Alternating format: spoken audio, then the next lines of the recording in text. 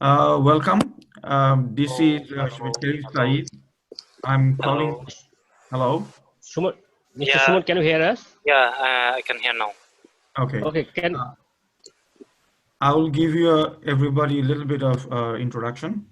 I am the Chief Operating Officer of Synergy Technology.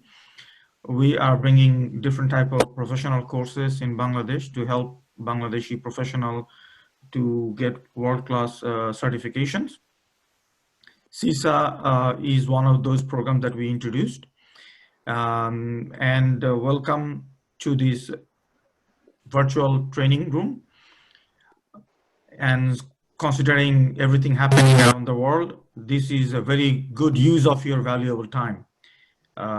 Coronavirus and everything, like in America, we are in almost virtual lockdown.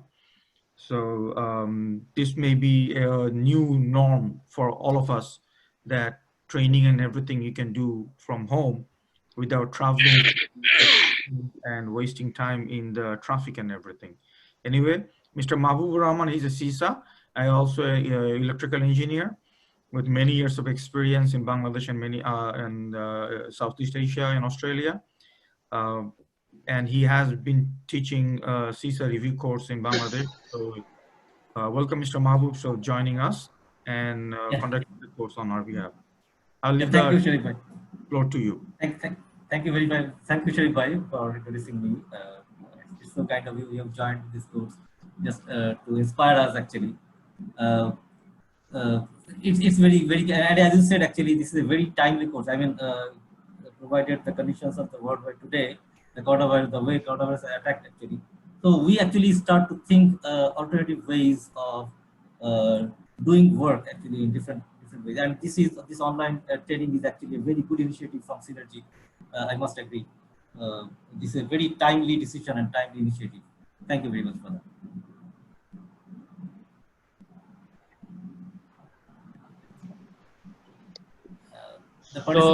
my name is Ashraf. I'm the country manager of Synergy Technology Solution in Bangladesh. So Mr. Sharif already introduced our instructor, Said Mahmoud. So now he will start our class. Hope everyone can hear us. So if any problem, just let us know in chat. Also, you can inform us in chat. Yeah. Okay. So welcome everyone. The participants who have joined already and who is actually on the way to joining. As you know, CISA is actually a certified auditor course, and we are today actually to introduce you this. You already may be knowing about this course before. So this review course is all about preparing a participant for the CISA exam, and this is we are actually introducing this course online. This is a good initiative, as Mr. Ripai has already mentioned about it. And I am taking this course. Mr. Mahbub, just 1 second interruption. If everybody is from Bangladesh, right? Yes, we are from all of our. Okay, so then you can do your training mix of English and Bangla. Feel free to do that because there's foreigners here. Okay. Okay. I think that will be better. Yeah. I guess all the participants will be more conversant with Bangla, I think. ঠিক আছে তো সিসা যেভাবে শরীফ ভাই যেটা বললেন সিসা review কোর্সটা আমরা introduce করলাম অনলাইন এটা খুবই টাইমলি একটা ডিসিশন ছিল করোনা ভাইরাস যেভাবে অ্যাটাক করছে সেই হিসাবে চিন্তা করলে আমার মনে হয় যে অনলাইন কোর্স ফিউচার আছে এবং ভবিষ্যতে আমাদেরকে আসলে চিন্তা করতে হবে যে আমরা কিভাবে নেব কিভাবে কাজ করবো রিস্ক গুলোকে কিভাবে মিনিমাইজ করে আমাদের কাজ করতে হবে সিসা আমরা যখন আমরা যাবো কোর্সের ভিতরে ঢুকবো তখন দেখবো যে আসলে সিসা মূলত বিভিন্ন রিস্ক নিয়েই কাজ করে এবং এটা ডিল করে IT risk system risk primarily risk based approach is very important here so primarily the world is going through a big risk now which is corona and I think this is a very timely decision anyway so let's start our presentation আমরা কোর্সটা প্রথমে দুটো session আমরা নিব free session কোর্সটা আমরা মূলত ধরতে পারেন যে আজকেই আমরা স্টার্ট করে দিলাম আমরা আজকে জাস্ট একটা যে সেশনটা নিব এটা হচ্ছে basically the first session first class of the whole session so এটাকে আমরা সেভাবেই দেখতে পারি যে আসলে so that you can get a feel of how the CISA course will go এটা কিভাবে আমরা ক্লাসটা নেব সেটা যাতে আমরা ফিল করতে পারি সেজন্য আমরা ক্লাস করছি। তো প্রথমে আমার just a short introduction of myself. I graduated from BUET in 1988, and I have been for more than 28 years in this IT field, and I have actually worked in different areas of IT, starting from network support, software development, then moved to the banking area and banks IT departments, and also in the finally I retired from department. So last work I've done in bank was finance department of the bank. So I have actually worked a little bit different areas of IT, which actually helped me a lot in passing out this CISA, because CISA requires a participant actually to know about all the other fields, not only IT fields. It also requires the participant to know about how a business works. So that's why this CISA is so important. We'll talk about CISA a little bit more. About myself, I work in these different organizations, in different IT organizations as well as software development organizations and in bank, and that gave me a privilege of learning about the CISA and actually getting more on this field as well. Okay. Before actually I start, let me introduce how this course is organized, how we have actually organized this course, and how are we going to take this course. First of all, the course is designed, divided into 5 modules. We have divided the course, the total lectures, into 5 groups of lectures, and these 5 modules have been based on the 5 CISA domains. You actually who already familiar with CISA must be knowing actually what these CISA domains are. The CISA domains are basically CISA called it job practice domains. So there are 5 job practice areas in the IT field, which CISA actually tests in its CISA certification exam. এবং আমরা আমাদের এই কোর্সটাকে design করেছি আসলে 5টা মডেলে ভাগ করেছি। এখানে আমরা এই 5টা ডোমেনকে আমরা আসলে অ্যাটাক করব, আমরা এটাকে ফ্যাসিলিটেট করব বিভিন্ন লেকচারের মাধ্যমে। তো এই মডেলগুলোকে প্রত্যেকটা মডিউলই আমাদেরকে আবার 4টা সেশনে আমরা ভাগ করেছি, অর্থাৎ প্রত্যেকটা মডেল ডোমেনের উপরে আমাদের 4টা করে সেশন থাকবে। Hello, yes, anybody feeling any difficulty in listening or understanding? Acha. No, please carry on. So আমরা 5টা ডোমেনে ভাগ, আচ্ছা আমরা মনে হয় একটু যদি পার্টিসিপেন্ট যারা আছে তারা একটু যদি আমরা একটু পার্টিসিপেন্টের সাথে ফিডব্যাক নিয়ে নেই, একটু যদি মিস্টার সুমনের সাথে তো কথা হয়েছে, মিস্টার আইউবি এন্ড ওটা কিভাবে মিলামিশা করবা সেটা কালকে তোমায় বলবো, না সমস্যা নেই। হ্যালো, ইজ দ্যাট আমরা আসলে পার্টিসিপেশনটাকে সেশনটাকে একটু পার্টিসিপেটিভ করতে চাই। সুজন স্যার পাঠা দাও, কেন অন্য কাউকে পাঠা, তাসিনে পাঠা দাও অথবা অন্য কাউকে পাঠা দাও, ইলেকট্রিক্যালের জন্য পাঠা দাও। শরীফ ভাই, আপনি কি ওই সবার মাইকটা মিউট করে দিতে পারেন?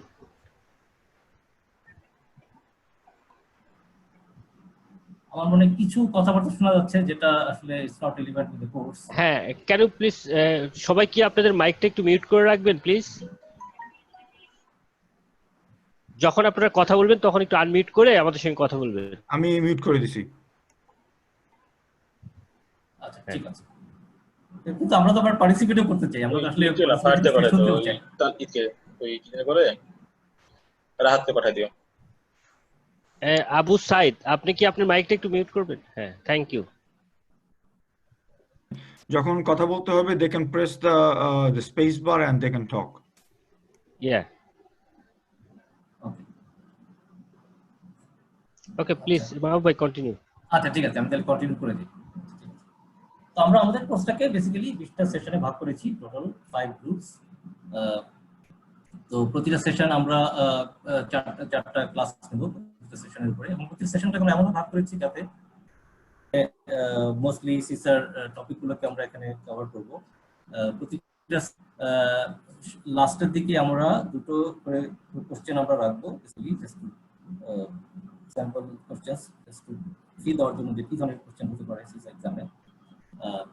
প্রতিটা ডোমেইন কমপ্লিট করার পরে আমরা আবার পুরো ডোমেইনের উপরে দুটো কোশ্চেন আমরা স্যাম্পল কোশ্চেন আমরা ডিসকাস করব, এবং পুরো কোর্সটা শেষ হওয়ার পরে আমরা একটা মক টেস্ট আমরা দিব, যাতে রিয়েল এক্সামটা কেমন হতে পারে সেটা যাতে পার্টিসিপেন্টরা ফিল করতে পারে। About Syntech LLC Group, Syntech LLC delivers information technology risk management consultancy, এই সাইবার সিকিউরিটি রিলেটেড সার্ভিস গুলো দিয়ে থাকে এবং বিভিন্ন রকমের ট্রেনিং গুলো দিয়ে থাকেন। Already Mr. Sharif has introduced Syntech LLC to you, so Mr. Ashraf and Mr. Sharif is actually more conversant on what Syntech group is. So if you are interested more on Syntech group, you can actually talk to them and contact group দেওয়া আছে আমাদের IT সাইটে ওয়েবসাইটে যেতে পারেন, so you can know about more about this. আজকের ক্লাসটাতে আমরা কি করব? আজকের ক্লাসটাতে ফার্স্ট আমরা সিসা সম্পর্কে একটা ইন্ট্রোডাক্টরি একটা কথা বলবো একটা, এবং তারপরে আমরা আপনাদেরকে বলবো যে আপনারা কিভাবে সিসা সার্টিফাইড হতে পারেন, সিসা সার্টিফাইড প্রসপেক্টস কি, বেনিফিটস কি, সিসা জব প্র্যাকটিস ডোমেইন গুলো কি কি, 5টা ডোমেইন আছে, ডোমেইন সম্পর্কে বলবো, এবং তারপরে আমরা ফার্স্ট ডোমেইন থেকে পার্টিকুলার একটা টাস্ক নিয়ে আলোচনা করব, which is how to risk based IT audit strategy, so that you feel of how this course will carry on and will go through. So প্রথমে হচ্ছে what is CISA? CISA, as you know, it stands for Certified Information Systems Auditor. This is a professional certification from ISACA, which is different standards for auditing system audit body. This CISA is so important. It is so renowned in the whole world because of its mix. Actually, it requires business and IT knowledge, both business and IT knowledge, and because of this particular mix of knowledge and practical experience, it is so beneficial and so important to the job providers, and that's why it is so important. So ISACA is the organization that provides this certification, and ISACA এটা introduce হয়েছিল in 1967 and এখনকার যে ফর্মে আছে সেটা নিয়েছে 1994 এ। So ISACA has already been renowned for CISA and many other courses which it offers, and these are all accredited courses. So this is a worldwide known and accepted organization. Now let's talk about benefits of CISA. Since CISA is a world renowned and accepted certification, it has value to all internationally, all the countries and all the organizations, IT, not only IT business, different organizations. Different organizations actually require certain positions. They should have an CISA certification. For example, বাংলাদেশে একটা করেছে যে গভর্নমেন্টের যে ব্যাংকগুলো আছে, ব্যাংকগুলোর head of IT হতে গেলে তাদেরকে CISA সার্টিফাইড হতে হবে। তো এরকম বিভিন্ন অর্গানাইজেশন আসলে CISAকে ভ্যালু দিচ্ছে, এবং এই জিনিসগুলো আসলে সবার জন্য খুবই ইম্পর্টেন্ট। এবং একজন যদি CISA নাও হয়, সে যদি জানে যে সে CISA করেছে বা CISA ট্রেনিং করেছে বা CISA পরীক্ষা দিয়েছে, তাহলেও সেটাও একটা অর্গানাইজেশনের জন্য ভ্যালুয়েবল। এবং আপনারা যারা হয়তো বা CISA সার্টিফিকেশন দিতে সময় নেবেন, যারা আপনি CISA পার্টিসিপেট করেছেন, এটাও আপনাদের জন্য একটা ভ্যালুয়েবল হতে পারে। তো CISAতে কি থাকে প্রাইমারি? CISA যে এটা ভ্যালু হওয়ার একটা মূল কারণ হচ্ছে যে এটা IT related domain, IT related জবগুলোকে তারা কয়েকটা ক্যাটাগরির জবে সার্টিফাই করে যে the participant is conversant on these particular jobs, এবং এই 5টা ক্যাটাগরিতে তারা জবগুলোকে ভাগ করেছে। একটা হচ্ছে IT audit, system audit, একটা হচ্ছে governance management of IT, একটা হচ্ছে system development, acquisition, implementation, fourth is system operation and maintenance and service, and 5 is IT security. So CISA certification actually prove করে, ISACA বলছে যে এই সার্টিফিকেট হোল্ডাররা হচ্ছে এই 5টা ক্যাটাগরি জব করতে, দে আর তারা এই কাজটা 5 ক্যাটাগরি জব করতে তারা খুবই কি বলা যেতে পারে যে তারা efficient, very efficient in these 5 categories of job. এবং certification value CSAT যে acceptance worldwide সেটার কারণে যারা সার্টিফিকেট হোল্ড করে তারা মূলত they get value from different job providers and from different organizations.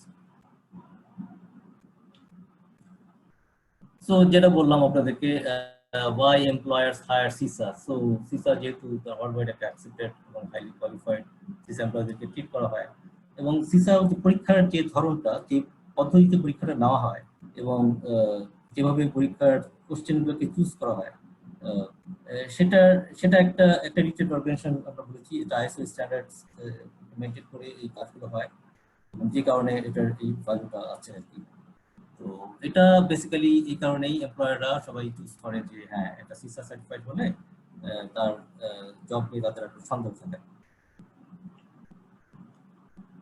এই প্রোগ্রামটা সম্পর্কে আগেই বলেছি কিভাবে এই প্রোগ্রামটা অর্গানাইজ করেছি। এই প্রোগ্রামে আমরা প্রাইমারিলি ফোকাস করব যারা পার্টিসিপেন্ট আছেন তারা যাতে CISA এক্সামের জন্য ফুলি প্রিপেয়ার্ড হতে পারেন। সো CISA প্রিপারেশন নেওয়ার জন্য আমরা এই কোর্সটাকে যতটা পারা যায় আমরা অ্যাসিস্ট করবো যারা পার্টিসিপেন্ট আছেন তাদেরকে। সো CISA হওয়ার জন্য এবং যা যা আপনাদের দরকার বিভিন্ন জিনিস সেই জিনিসগুলো আমরা আপনাদেরকে প্রোভাইড করতে চেষ্টা করব। Okay, about the CISA exam. CISA এক্সামে একটা ওয়ার্কিং গ্রুপ কাজ করে, যারা তাদের একটা ওয়ার্কিং গ্রুপ কাজ করে যারা এই পার্টিকুলার CISAর কোশ্চেনগুলো নিয়ে কন্টিনিউয়াসলি তারা ইমপ্রুভ করার চেষ্টা করছে। এই CISA এক্সামে টোটাল 150টা কোশ্চেন থাকে এই 5টা জব প্র্যাকটিস ডোমেইনের উপরে এবং কোশ্চেনগুলো এভাবে ডিজাইন করা হয় যাতে কোশ্চেনগুলো আনসার করতে হলে শুধুমাত্র যে একাডেমিক নলেজ থাকলেই যে এটাকে পাস করা যাবে ব্যাপারটা এমন না। একটু ক্রিটিক্যালি কোশ্চেনটা করা হয় যাতে করে কোশ্চেনটা আনসার করতে গেলে আপনার যথেষ্ট পরিমাণ এক্সপিরিয়েন্স থাকতে হবে এবং দেখা যাবে যে কিছু কিছু কোশ্চেন খুবই কনফিউজিং টাইপের আর আনসারগুলো খুবই কাছাকাছি। সো দেখা যাবে যে 4টা কোশ্চেনের ভিতরে আপনার কাছে মনে হতে পারে ঠিক আছে এই দুটো মনে হয় দুটোই বোধহয় কারেক্ট, অথবা একাধিক কোশ্চেনের আনসার কারেক্ট বলে মনে হতে পারে এবং আনসারগুলো খুবই কাছাকাছি টাইপের কোশ্চেন। তো এখানে প্রপার এক্সপিরিয়েন্স এবং ওই চিন্তাটা যদি না থাকে, প্র্যাকটিক্যাল চিন্তাধারাটা যদি না থাকে তাহলে আনসারগুলো করাটা খুব ডিফিকাল্ট। তো এই এক্সামে আমরা আপনাদের হেল্প করবো কিভাবে প্র্যাকটিস করতে হবে, ইনফরমেশন কিভাবে আমরা আমাদের এক্সপিরিয়েন্সগুলো আপনাদের সাথে শেয়ার করবো এবং যাতে করে আপনারা বেটার ইকুইপড হতে পারেন এই CISA এক্সামের জন্য। এবং এই সেশনটা করার পরে আপনারা যদি ফিল করতে পারেন যে না ঠিক আছে better equipped to sit for the exam এবং যদি এক্সাম পাস করাটা আপনাদের ইজি হয়। CISA exam is based on যেটা বললাম যে job practice. ওকে, যে 5টা ডোমেইনের কথা বললাম সেই 5টা ডোমেইন হচ্ছে বেসড অন জব প্র্যাকটিস। এই জবটাকে ওটা পার্টিকুলারলি ভাগ করেছে দুটো স্টেটমেন্ট দিয়ে তারা এই জবটাকে ডিফাইন করে, একটা হচ্ছে টাস্ক স্টেটমেন্ট, একটা হচ্ছে নলেজ স্টেটমেন্ট।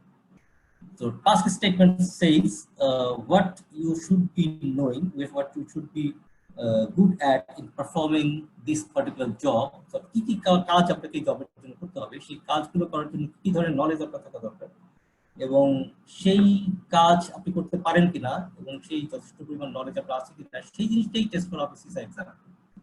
তো ব্যাপারটা অনেকটা এরকম এবং এই টেস্ট কোশ্চেন যেগুলো আমরা দিব এবং CISAর যে ম্যানুয়াল আছে এবং CISAর কোশ্চেন ব্যাংক আছে সেগুলো বেসিক্যালি আপনাদেরকে প্র্যাকটিস করতে হবে যথেষ্ট পরিমাণে প্রিপারেশন নেওয়ার জন্য। Okay. The 5 practice domains. So CISAর যে ডোমেইনগুলো আছে there are 5 domains. The first domain is the process of auditing information systems. একটা ইনফরমেশন সিস্টেম কিভাবে অডিট করতে হয়। তো এই অডিট করাটা জানতে গেলে আপনাকে you have to know about the systems, about how to process different processes. তার মানে এই অডিট করতে গেলেই বেসিক্যালি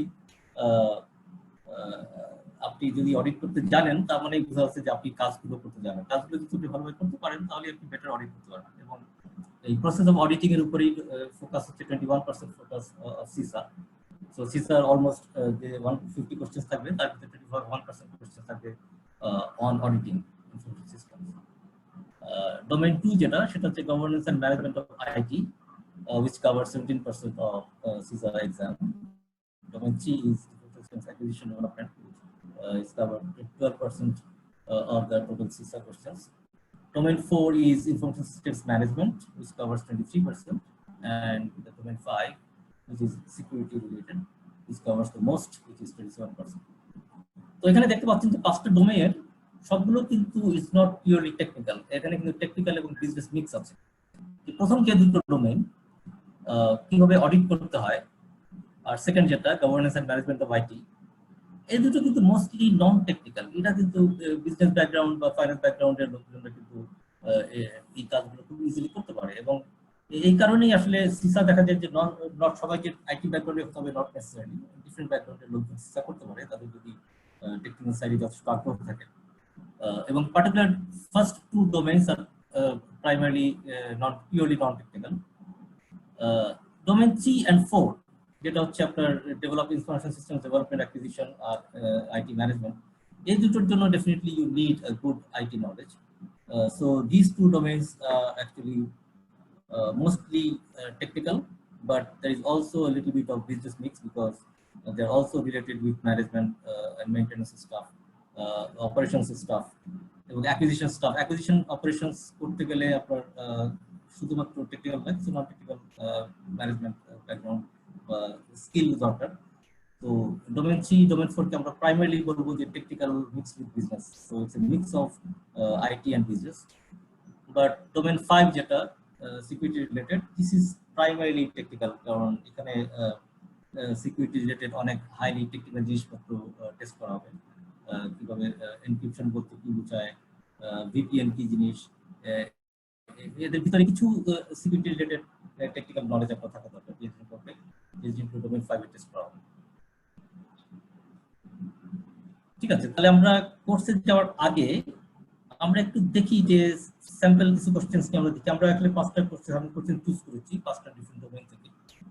তো এই কোশ্চেনগুলো জাস্ট একটু দেখা যেতে পারে যে কি ধরনের কোশ্চেন্স থাকে একজন সিসা কোর্সে।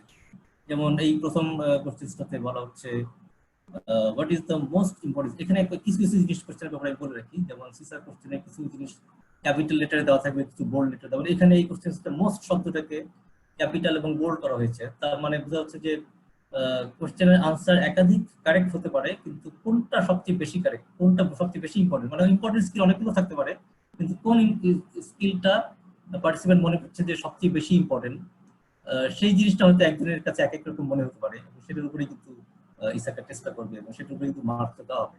ঠিক আছে, সো দিস ইজ, এটা হচ্ছে জাস্ট ফ্যামিলিয়ার করার জন্য আপনারা যারা সিসা পরীক্ষা দেওয়ার জন্য চিন্তা করেছেন বা মনে করছেন যে সিসা আপনারা হওয়ার জন্য ট্রাই করবেন, তো তাদের কাছে জাস্ট একটু ফিল দেওয়ার জন্য দেখলাম যে এই পার্টিকুলার কোশ্চেনটাতে বলা হচ্ছে যে কি ধরনের ইম্পর্টেন্ট স্কিল হতে পারে।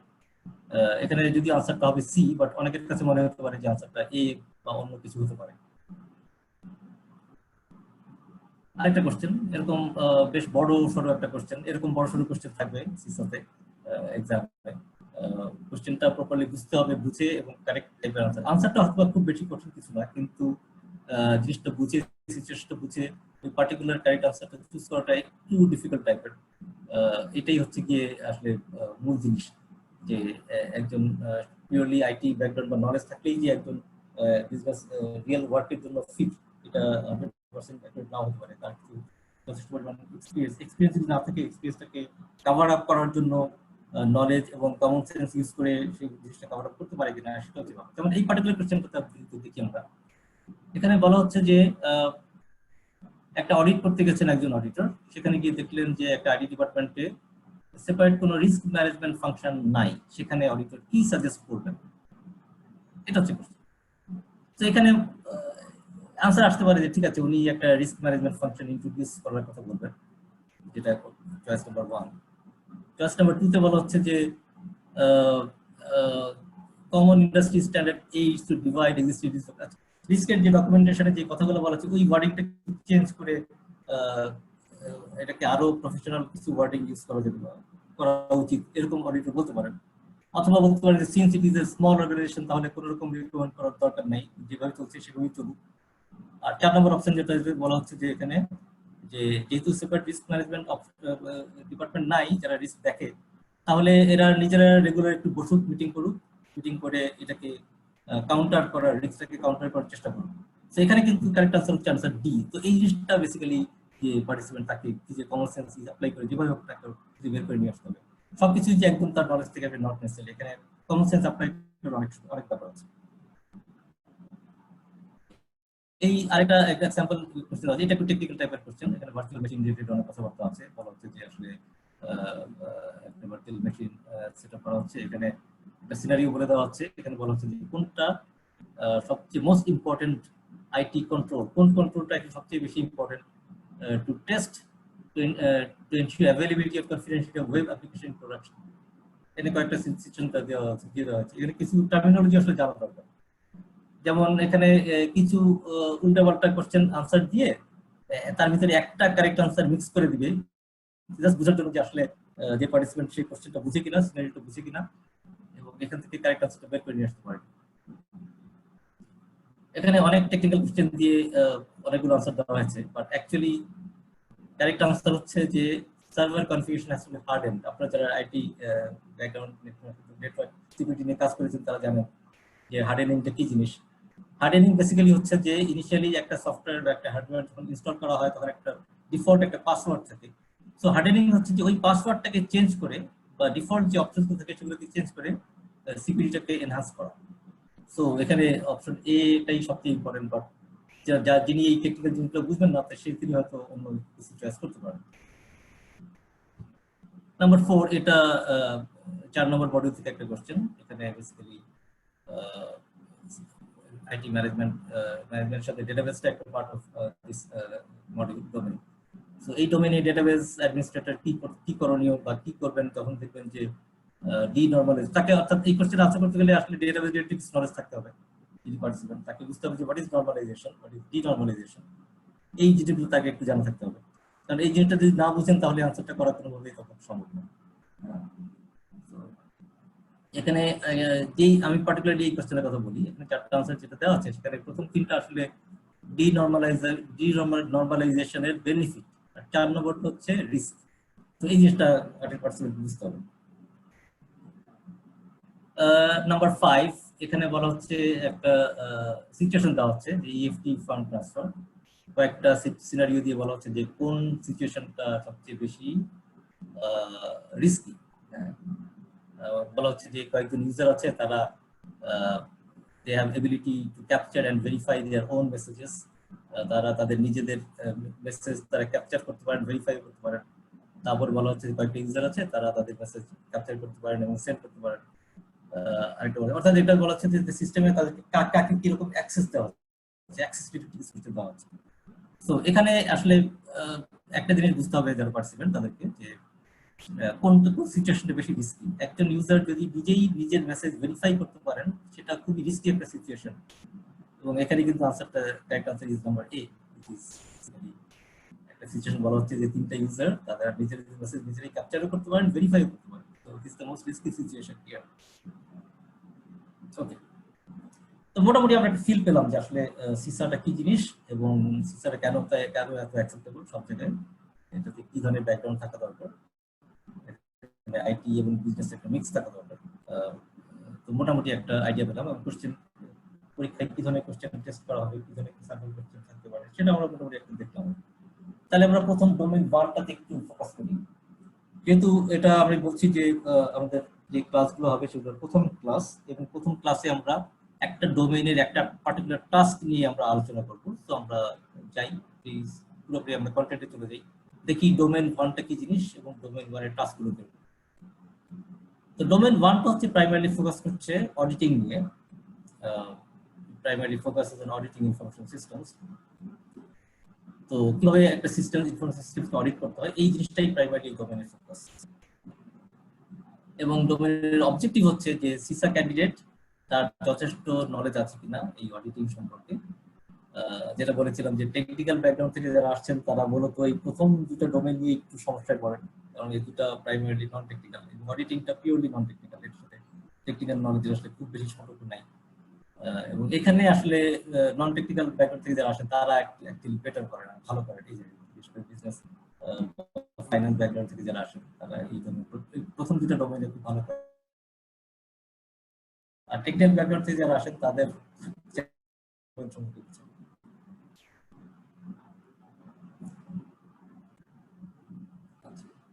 তো ডোমেইন 1 21% কভার করে পুরো সিসা কোশ্চেনের। এবং এখানে এই ডোমেইন অর্থাৎ এই জব প্র্যাকটিস ডোমেইন আমরা বলেছিলাম, এই জব প্র্যাকটিস ডোমেইনটা হচ্ছে অনেকগুলো টাস্ক, অনেকগুলো কাজ নিয়ে গ্রুপিং করে একটা ডোমেইন তৈরি করা হয়েছে। এবং এই পার্টিকুলার ডোমেইনে, ডোমেইন 1-এ 5 ক্যাটাগরির কাজকে একসঙ্গে করা হয়েছে, যেটাকে বলা হচ্ছে টাস্ক।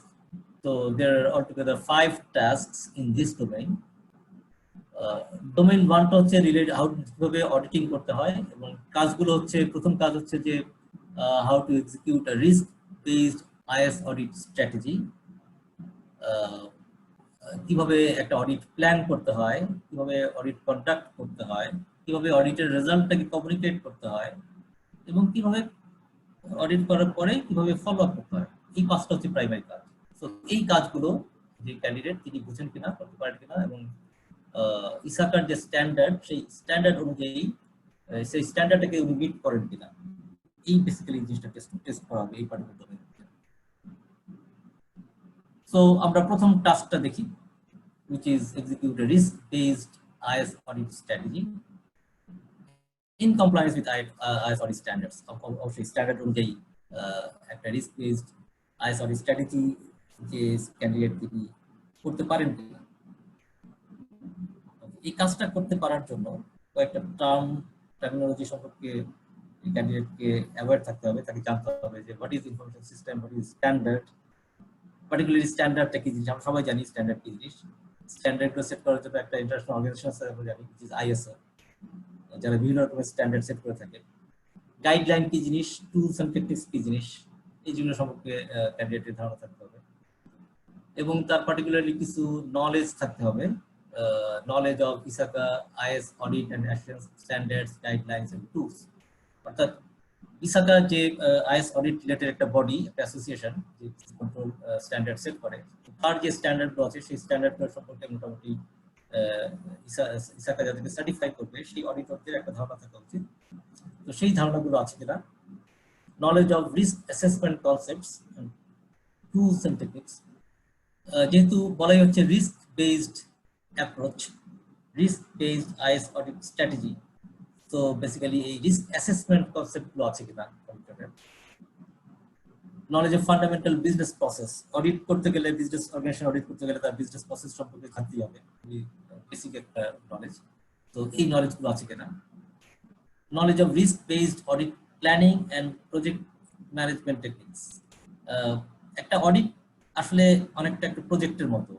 প্রজেক্ট আমরা বলি খুব কমপ্লেক্স একটা টাস্ক। সো অডিট আসলে একটা কমপ্লেক্স একটা টাস্ক, যেখানে একটা বিজনেস অপারেশনে বিভিন্ন ডিপার্টমেন্টের বিভিন্ন লোকজনদেরকে নিয়ে কাজ করতে হয়। So it is like a project, এবং এই কাজ করতে গেলে আসলে প্রজেক্ট ম্যানেজমেন্ট টেকনিকগুলো একটু জানা থাকা দরকার। Knowledge of applicable laws and regulations, knowledge of audit quality assurance systems and frameworks. বিভিন্ন বেস্ট প্র্যাকটিস ফ্রেমওয়ার্কস আছে ওয়ার্ল্ডে এই মুহূর্তে আপডেটেড। সো সেই ফ্রেমওয়ার্কস গুলো সম্পর্কে জানা থাকা দরকার, নলেজ থাকা দরকার। তো সেই জিনিসটাও টেস্ট করা হবে exam. Knowledge of various types of audits, internal, external, financial, কি ধরনের অডিট হয়। যেহেতু পুরো ডোমেনটাই হচ্ছে অডিট নিয়ে, so different types of audit সম্পর্কে definitely CISA experts auditor to know about these types of audits. Now let's get into the actual thing, which is auditing. So before auditing, we first obviously know what is the audit function. Audit is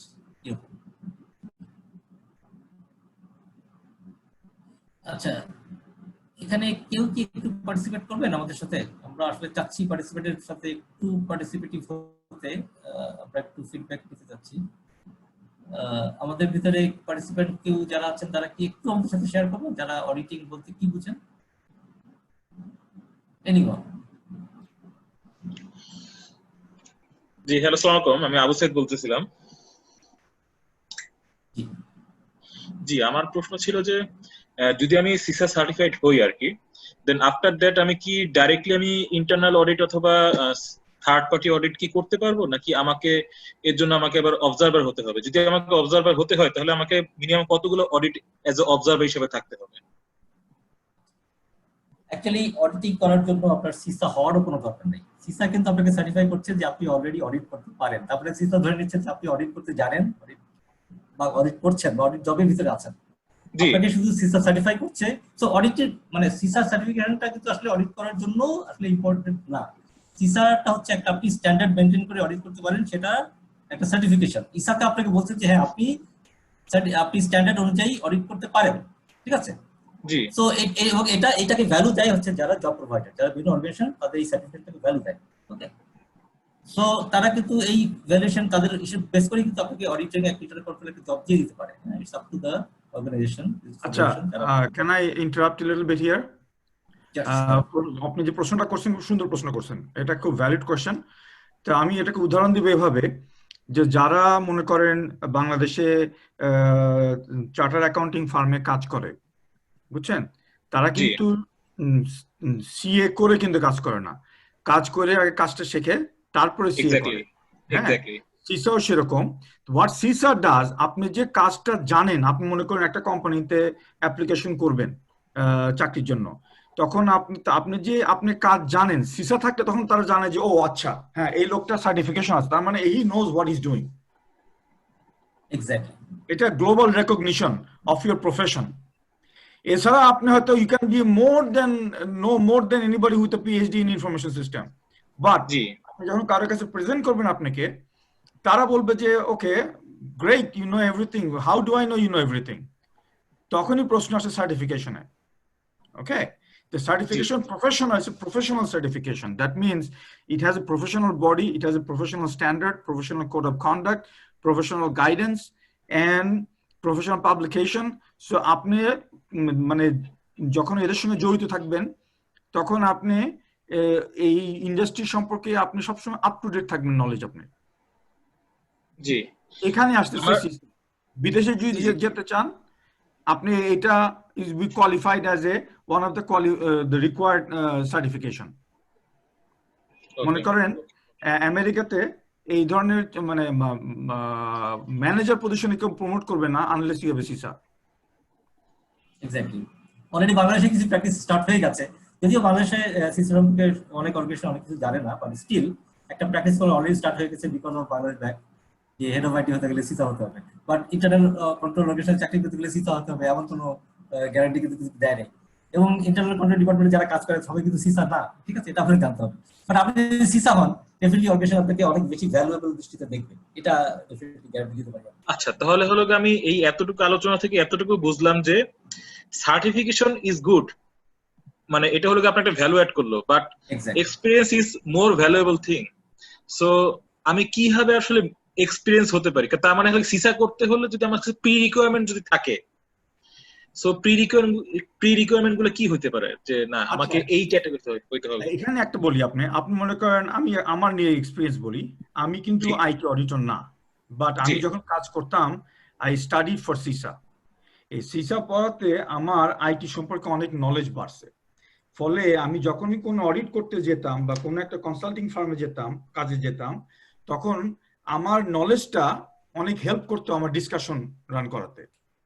okay, so CISA is a body of knowledge, যেটা আপনার কাজ করার জন্য প্রয়োজন, কাজের রেকগনিশনের জন্য প্রয়োজন, but আপনার এক্সপিরিয়েন্স ছাড়া কোনো কিছু দাম নেই, এক্সপিরিয়েন্স আপনার লাগবে।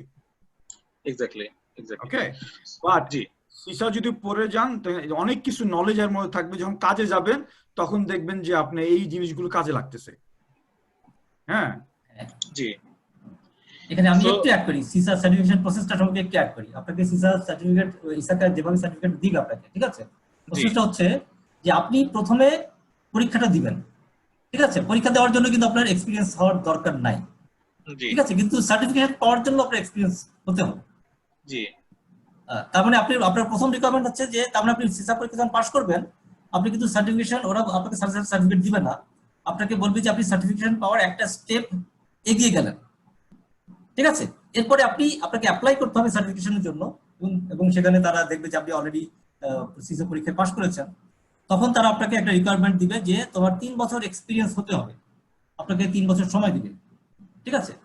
তো এর মধ্যে আপনি হয়তো কোথাও কোনো একটা জবে ঢুকলেন, তো জবে যেখানে ঢুকলেন সেখানে তারা আপনাকে দেখলো যে আপনি সিসা সার্টিফাইড, আপনাকে একটা ভ্যালু, অন্য যখন চোখে একটা ভ্যালু দৃষ্টিতে দেখলো, এবং আপনার যখন রিকোয়ার্ড এক্সপিরিয়েন্সটা হয়ে যাবে তখন আপনাকে ইসাকা কিন্তু সার্টিফিকেশনটা দিবে, তার আগে কিন্তু সার্টিফিকেট দিবে না।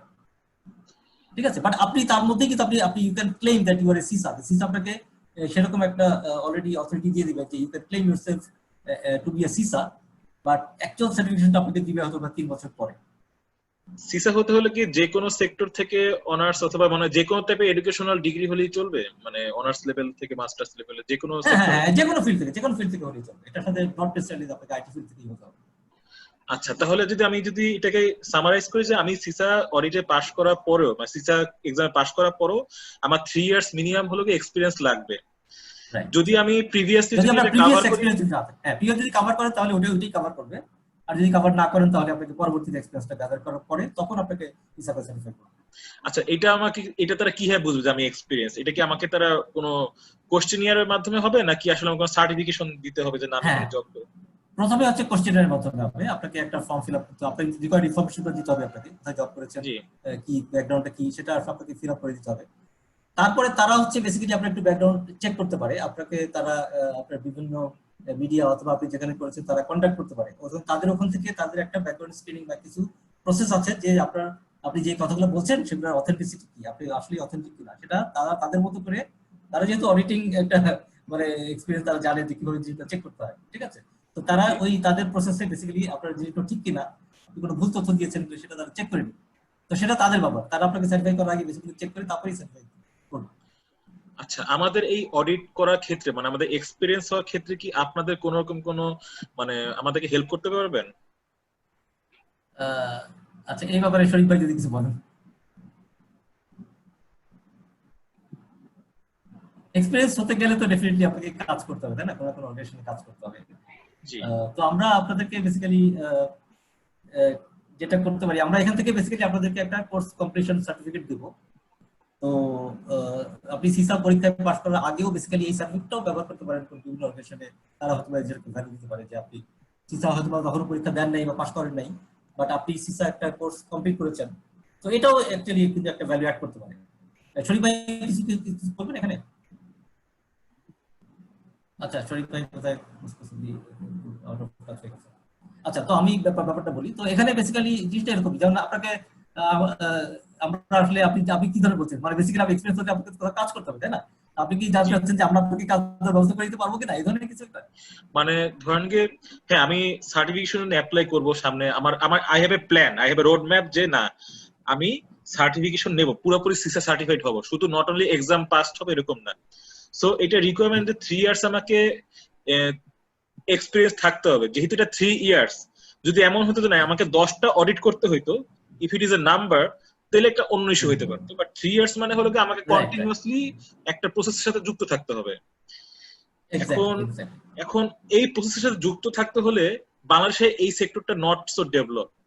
ব্যাংকের ক্ষেত্রে তারা একটা জিনিস পলিসি তারা মেনটেন করে, বাট আদার যে সেক্টর গুলো যেগুলো আছে যেখানে আসলে আইটি ওই অডিটের ইস্যুটা আসতে পারে, সেই সেক্টর গুলো নট সো ডেভেলপ। আর ব্যাংকে কিন্তু আসলে চাইলেই হলো গিয়ে ঢুকে অডিট করা এগুলা ইট ইজ টোটালি ইম্পসিবল। এটা খুবই ডিফিকাল্ট কাজ, এটা ইজ ট্রু। বাট ওদের এক্সপেরিয়েন্স যেটা সেটা কিন্তু একদম পিওরলি 100% অডিটিং এক্সপেরিয়েন্স হবে, নট নেসেসারি। আপনি মনে করেন আপনার আইটি ম্যানেজমেন্ট যেখানে ইন্টারনাল কন্ট্রোল, যেখানে আপনার অডিটিং এর সাথে কিছুটা জড়িত আছে, যেমন অডিটিং কিন্তু জিনিসটা কিন্তু দুজনের ব্যক্তির সাথে সম্পর্কিত। একটা হচ্ছে যারা অডিট করেন, আরেকটা হচ্ছে যাদেরকে অডিট করা হয়, ঠিক আছে। দুজনই কিন্তু অডিটিং এর কাছে আসে, ঠিক আছে। সো বেসিক্যালি এক্সপেরিয়েন্সটা হচ্ছে যে আপনার জব এক্সপেরিয়েন্স, ওকে, যেখানে আপনি অডিটিং এর টাচে আছেন, ঠিক আছে। নট নেসেসারিলি আপনি প্র্যাকটিক্যালি নিজেই অডিট করেছেন, হ্যাঁ, নট নেসেসারিলি, বাট আপনার অডিট ফাংশনের সাথে কোনো না কোনো ভাবে টাচে ছিলেন, এরকম 3 বছর কাজ করেছেন কিনা, এটা হচ্ছে মূলত সিসার দেখার বিষয়।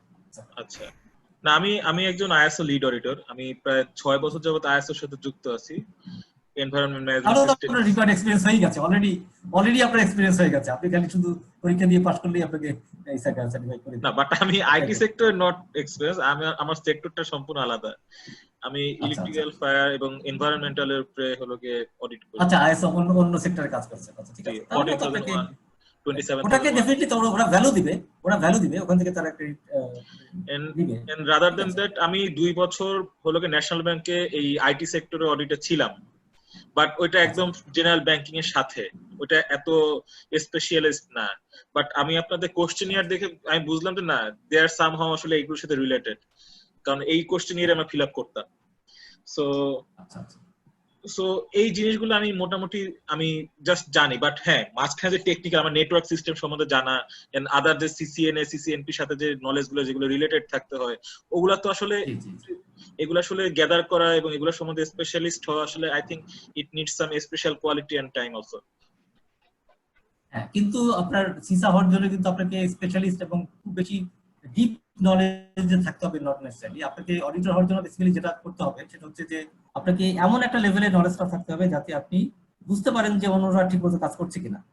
জি আপনাকে তো নিজেকে কাজটা করতে হবে না, ঠিক আছে? সো বেসিক্যালি সিসাও কিন্তু কোশ্চেনে এমন ভাবে কোশ্চেনগুলো করবে যে আপনি অডিট করার জন্য যতটুকু নলেজ থাকা দরকার অতটুকু আছে কিনা সেটুকুই টেস্ট করবে।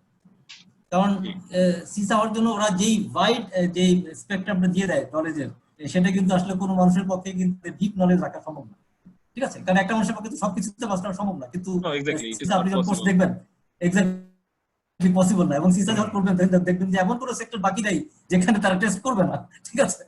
তারপরে ওরা চাচ্ছে যে আপনি সবকিছু সম্পর্কে যাবেন, আপনি জ্যাক অফ অল ট্রেডস হবেন, ঠিক আছে? You will become a jack of all trades CISA হওয়ার জন্য, master of none. But master master ঠিক আছে, মাস্টার হওয়ার প্রয়োজন নেই, মাস্টার হতে হবে নট নেসেসারি। আপনি সিসা হওয়ার জন্য ভাই সরি আমি একটু ইন্টারাপ্ট করি, আমাদের আরো কিছু কোশ্চেন এসেছে। Yeah, Ifat sure. আহমেদ একটু কোশ্চেন করেছে, আমরা কিভাবে অডিট করতে পারবো, কে আমাকে অডিট করার সুযোগ দিবে, মানে কে, এটা তার প্রশ্ন আছে যে আমরা কিভাবে অডিট করতে পারবো আর কে আমাকে অডিট করার সুযোগ দিবে আর কি।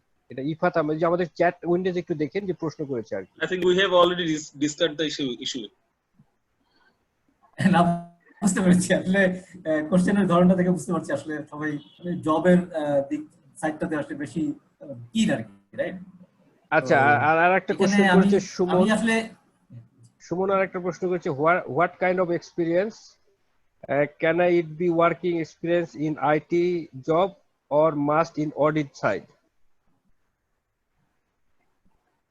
আচ্ছা মাহবুব আপনি একটু সাইড, মাহবুব আপনি একটু যে চ্যাট উইন্ডোতে একটু দেখেন ওদের প্রশ্নগুলো করতেছে আর কি। হ্যাঁ একটু চ্যাট উইন্ডো। আচ্ছা মাহবুব, আমি জাস্ট আরেকটা একটু প্রশ্ন আমি করি, সেটা হলো যে আমার এখানে জবের ব্যাপারে আসলে কোনো ইন্টারেস্ট নাই, কিন্তু আমি বলতেছি যে এক্সপেরিয়েন্সের যে ইস্যুটা, সেই ক্ষেত্রে আপনারা কোনোভাবে ব্যাপারটাকে হেল্প করতে পারেন নাকি? যে না, যখন সিসা অডিট করবেন, মানে আইটি অডিট যখন করবেন, সেই সময় কি আপনারা অ্যাজ এ অবজারভার কোনো ভলান্টিয়ার নেন নাকি?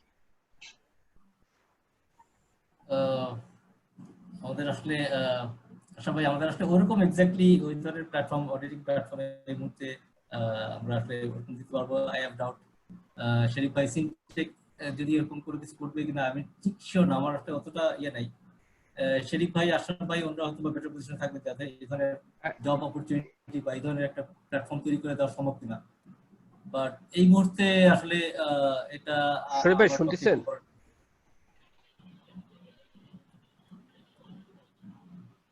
শরীফ ভাই বোধহয় মোস্ট পসিবলি একটু আউট অফ নেটওয়ার্ক হয়ে গেছে। হ্যালো শরীফ ভাই, হ্যালো শরীফ ভাই, আর ইউ দেয়ার?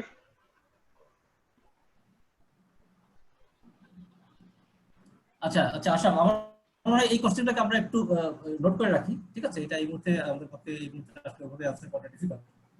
আমরা আসলে কোর্সটা নিয়ে একটু এগিয়ে যাই, ঠিক আছে?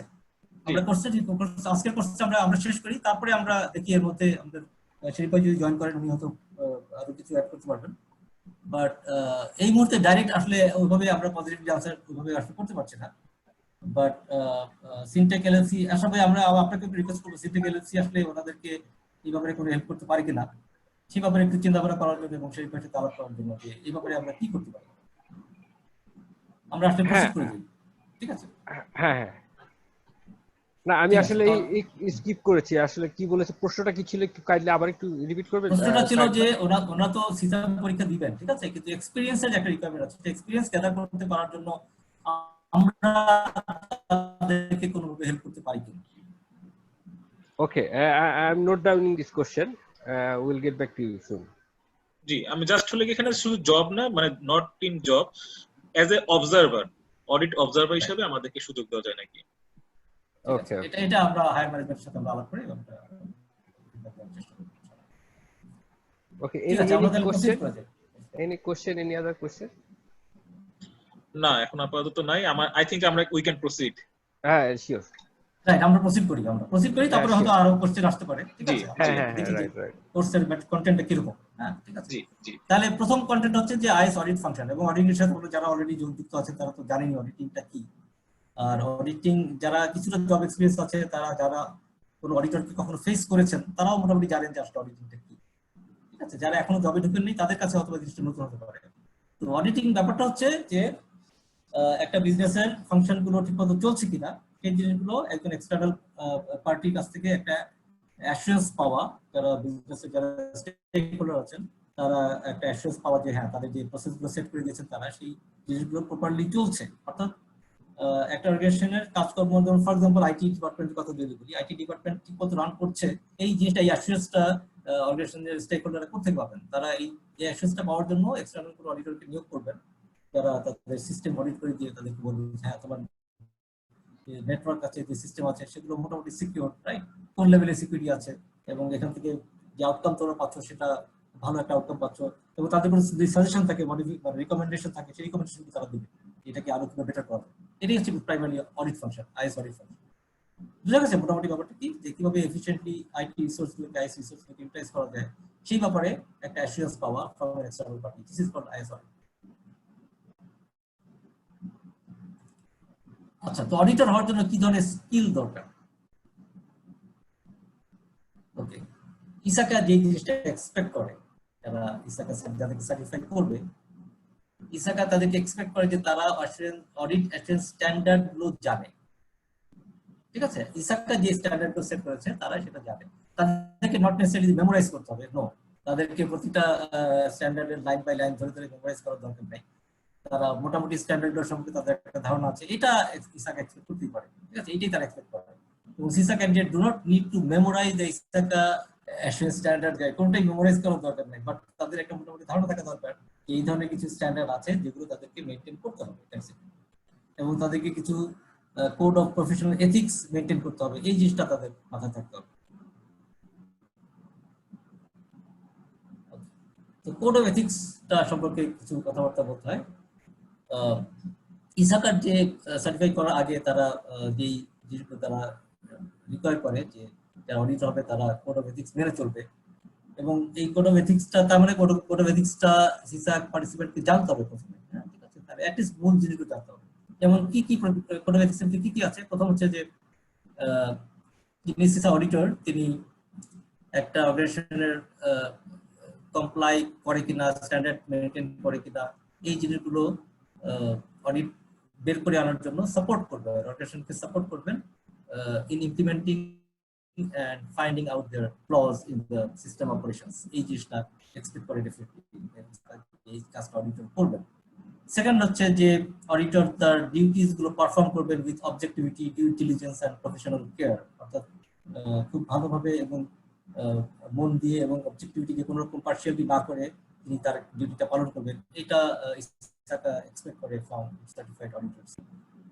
Number 3, serve the interest of the stakeholders in a lawful manner, ঠিক আছে? এখানে ল যেই জিনিসগুলো রিকোয়ার করে সেইভাবে লফুল ম্যানারে এই জিনিসটা সার্ভ করার চেষ্টা করবেন, সার্ভ করবেন।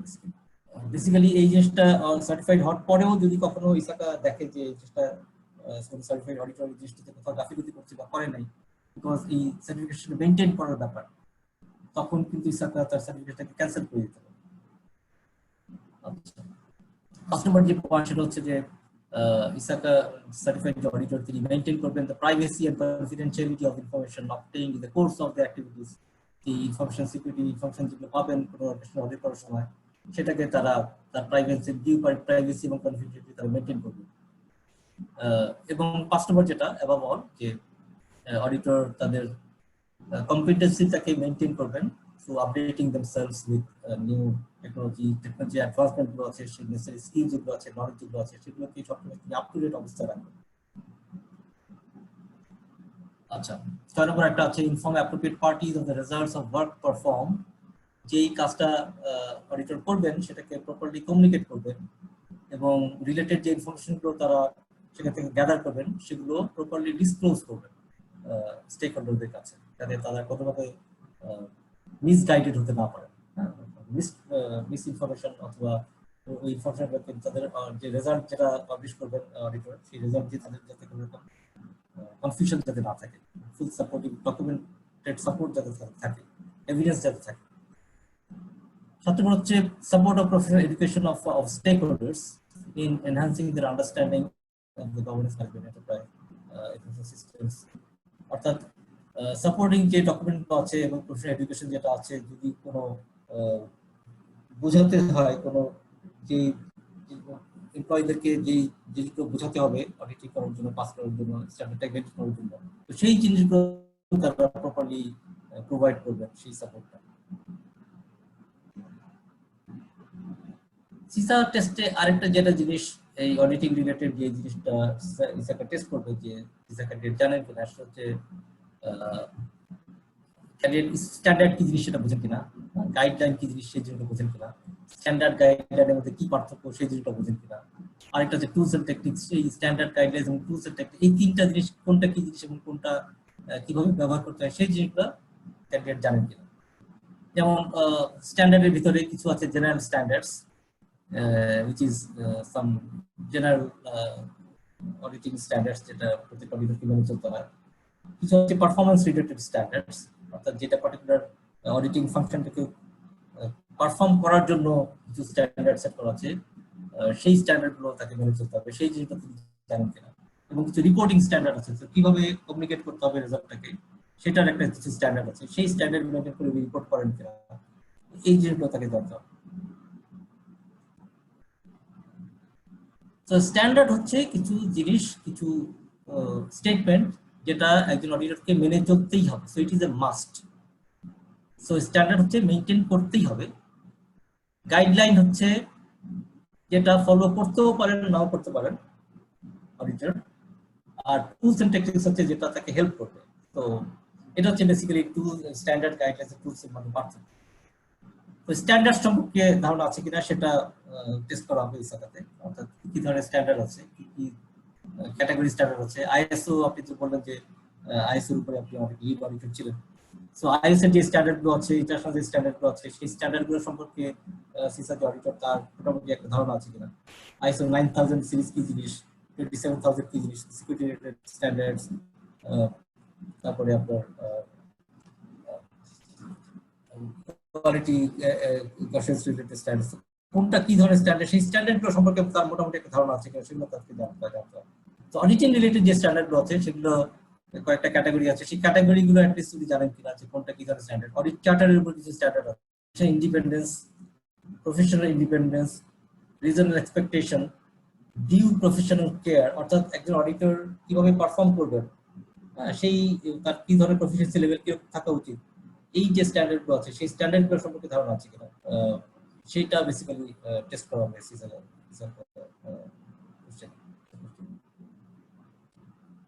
আচ্ছা, গাইডলাইনস এর মধ্যে আছে বেসিক্যালি কিছু গাইডলাইন যেটা ইসাকা পাবলিশ করে, সেই গাইডলাইনগুলো সিসা ক্যান্ডিডেট ইউজ করতে পারেন এবং অডিটর অডিটিং এর সময় সেই গাইডলাইনগুলো ফলো করতে পারেন, but it's not a must.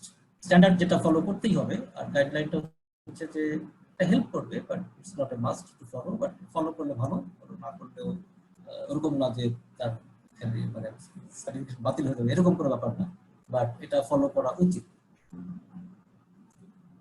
R guidelines হচ্ছে যে গাইডলাইন্স কথা বলা, কি কি ধরনের গাইডলাইন্স আছে, একই যেই ধরনের যেগুলোর উপরে স্ট্যান্ডার্ড আছে, audit charter, organization independence, professional independence, সেগুলোর উপরে গাইডলাইনও আছে।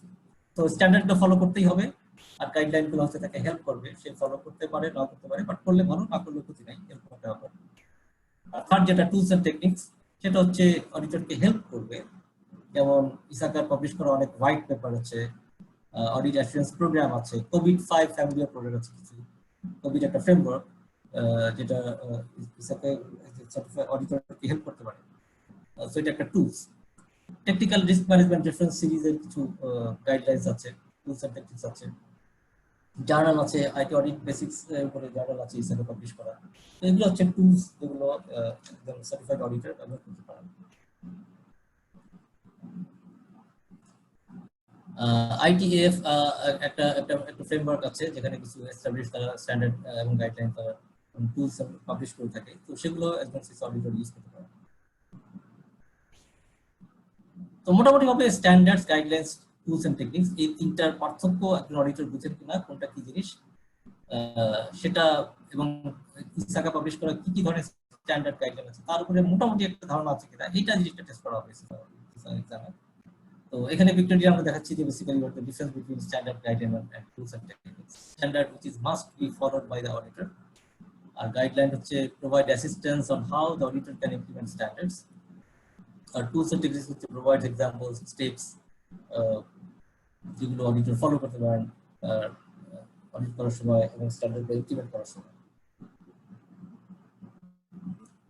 laws and regulations রিলেটেড কিছু রিকোয়ারমেন্ট আছে একজন অডিটর হওয়ার জন্য। যেহেতু অডিট করার জন্য অডিটরকে প্রাইমারি দেখতে হবে যে সবকিছু ঠিকঠাক মতো চলছে কিনা, এবং ঠিকঠাক মতো চলতে গেলে তাকে ডেফিনেটলি ল এবং রেগুলেশন রিলেটেড যে রিকোয়ারমেন্ট আছে সেগুলো দেখতে হবে যে সেগুলো মিট করা হচ্ছে কিনা অর্গানাইজেশন। সো এই যেগুলো মিট করা হচ্ছে কিনা জানতে গেলে তাকে ডেফিনেটলি লজ এবং কিছু আইডিয়া থাকতে হবে। তাকে দুই ধরনের লজ সম্পর্কে কিছু আইডিয়া থাকতে হবে, একটা হচ্ছে যে ইন কান্ট্রি লজ, একটা ইন্টারন্যাশনাল লজ। তো বিজনেস রান করার জন্য কান্ট্রিতে যে লগুলো মেনে চলা দরকার সেগুলো তাকে অ্যাটলিস্ট ধারণা থাকতে হবে যে কি ধরনের ল তাকে মানতে হবে একটা অপারেশন রান করার জন্য। আর ইন্টারন্যাশনালি কি ধরনের ল রেগুলেশন থাকে মেনে চলতে হবে, এই রিকমেন্ড সেটা সম্পর্কে ধারণা থাকতে হবে। তাকে ল মুখস্থ করার দরকার নাই, তাকে লয়ার হওয়ার প্রয়োজন নাই, বাট হাই লেভেলে কিছু ল সম্পর্কে একটু ধারণা থাকতে হবে।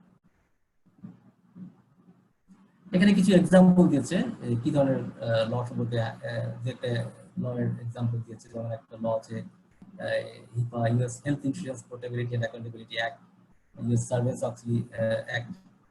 এগুলা নট নেসেসারি যে লগুলো নিটিগ্রিটি জানতে হবে, বাট অ্যাটলিস্ট জানতে হবে যে এই নামগুলো যে রিলেটেড উইথ সাম লস, এইটা অন্তত জানতে হবে। কারণ যেহেতু ইসাকা একটা American organization, international organization, so international law ensure করে প্রোভাইড করে এরকম যে অর্গানাইজেশনগুলো আছে বা এরকম যে বডিগুলো আছে সেগুলোর নাম তো অন্তত জানতে হবে, বিকজ সিসা পরীক্ষায় এই ধরনের কিছু কোশ্চেন থাকতেই পারে। ল রিলেটেড আরো কিছু আছে, ইলেকট্রনিক ডেটা সিস্টেম রিলেটেড, যেহেতু আইটি রিলেটেড যে সমস্ত লস গুলো আছে, electronic data, personal data, e commerce, e system, তারপরে কম্পিউটার সিস্টেম প্র্যাকটিস কন্ট্রোল, কিভাবে ডেটা গুলো কিভাবে স্টোর করতে হবে সেই ধরনের কিছু মেকানিজম। কারণ ডেটা গুলো খুবই ইম্পর্টেন্ট একটা বিজনেসের জন্য। ডেটার লিকেজের ব্যাপার আছে, ডেটা প্রাইভেসির ব্যাপার আছে, সো এই সমস্ত রিলেটেড কিছু ল আছে যেগুলো অডিটরকে জানা দরকার।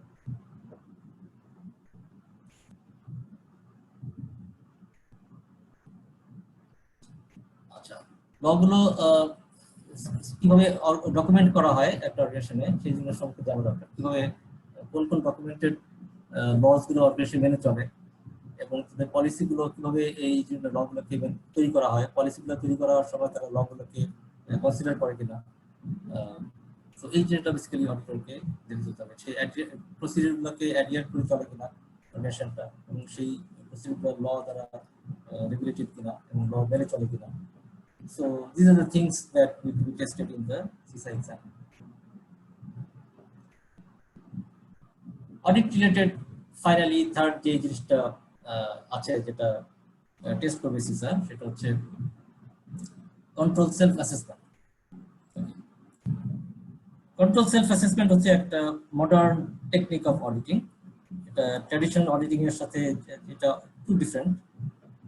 ট্র্যাডিশনাল অডিটিং এ প্রাইমারিলি অডিটিং জবটা ছিল অনেকটা একটা পুলিশ জবের মতো, যেখানে অডিটর বেসিক্যালি নিয়োগপ্রাপ্ত হন from the highest body of the organization, board of director, তারা এমপ্লয় করেন অডিটরকে, এবং অডিটরকে এমপ্লয় করার মূল কারণই হচ্ছে যে তার সিস্টেমের ভিতরে বা তার অর্গানাইজেশনের ভিতরে কোথাও কোনো রকম ফ্ল আছে কিনা সেটা খুঁজে বার করা। এটাই হচ্ছে অডিটিং এর মূল ফাংশন, আমরা আগেও জানি। তো ট্র্যাডিশনাল ওয়েতে অডিটিংটা যেভাবে করা হতো, তারা গিয়ে বেসিক্যালি ডিপার্টমেন্টে গিয়ে চেক করা শুরু করতে, অনেকে অনেক প্রশ্ন করা শুরু করতো, এবং যারা এমপ্লয়ি আছে তারা সবসময় তটস্থ থাকে আসলে অডিটর কখন তাদেরকে ধরে বসে, ঠিক আছে।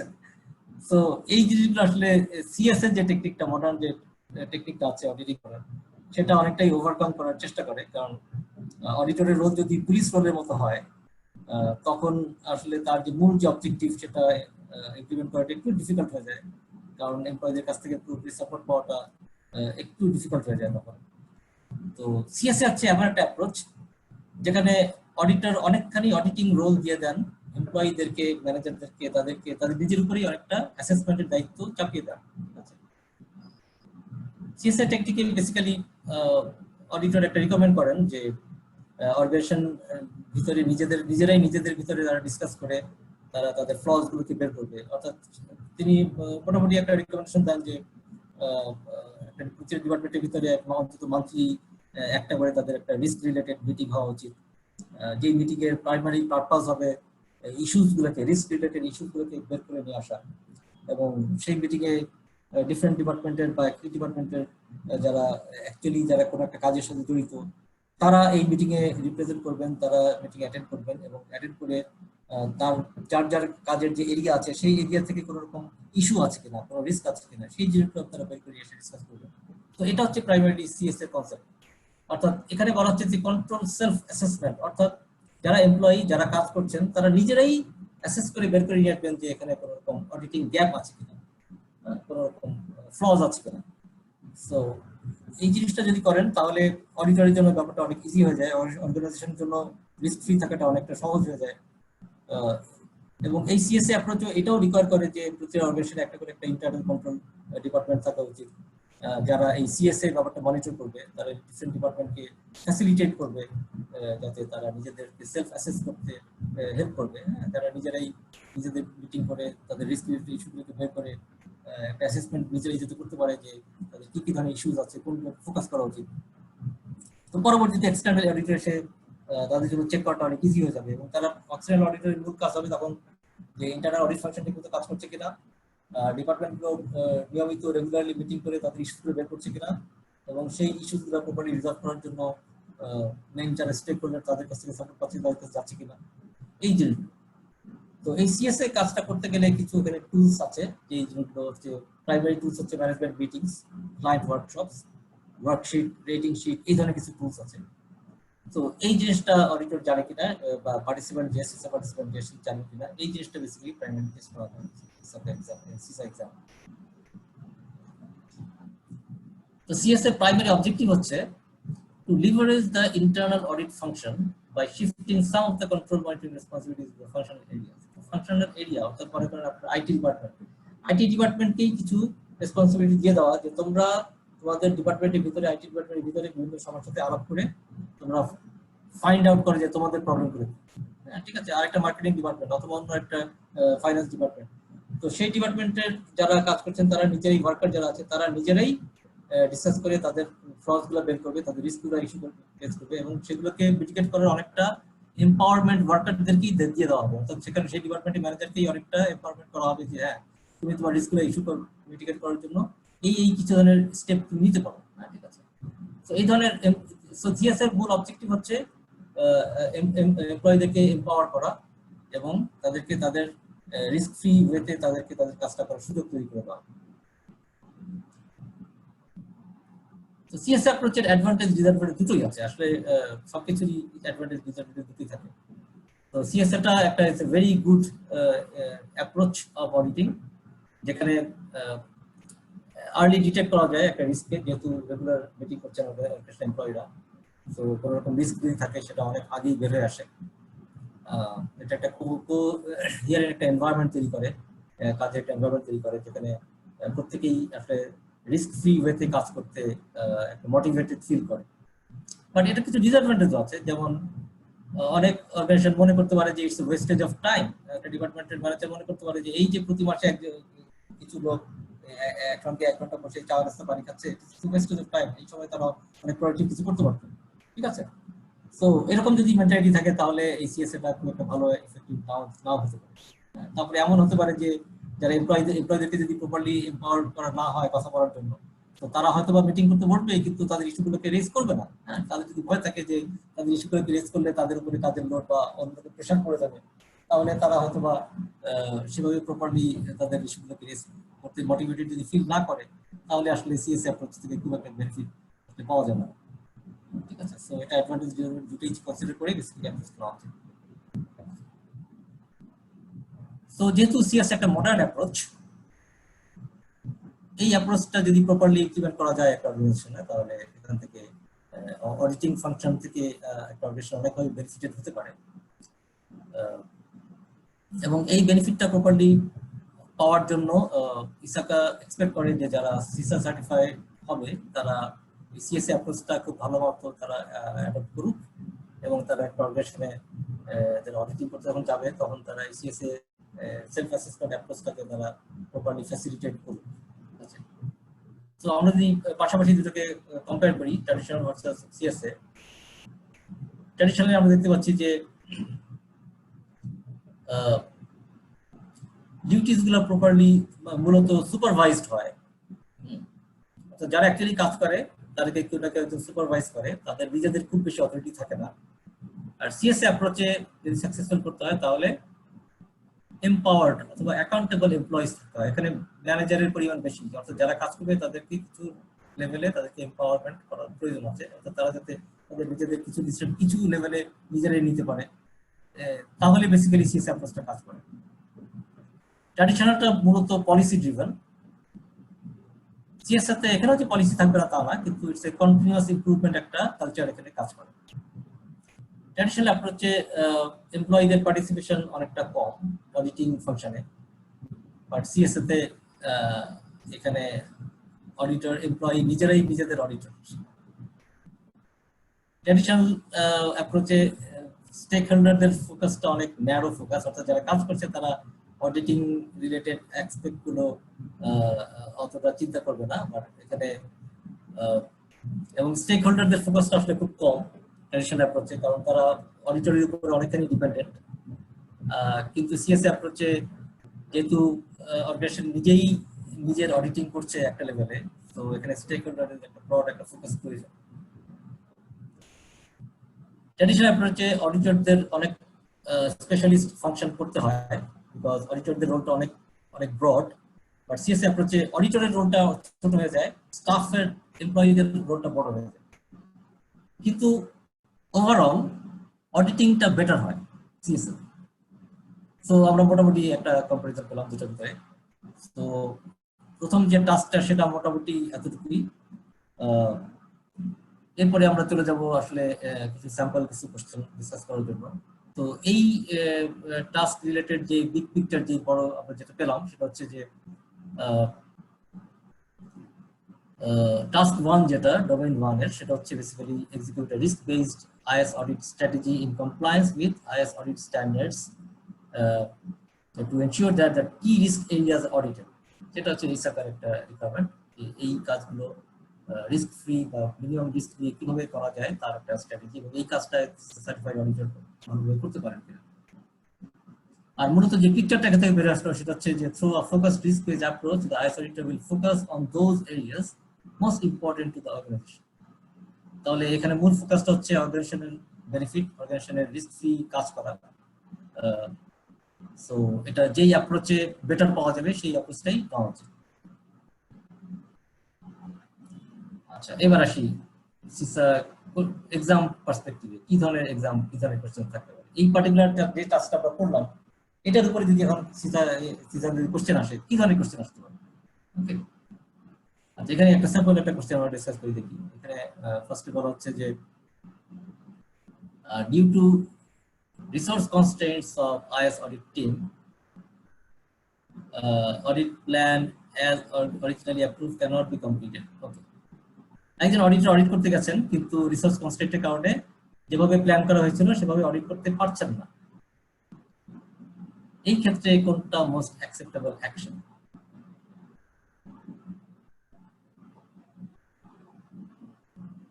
ওকে, অডিটিং পয়েন্ট অফ ভিউতে অডিটর কিভাবে কাজ করবেন এই সিচুয়েশন?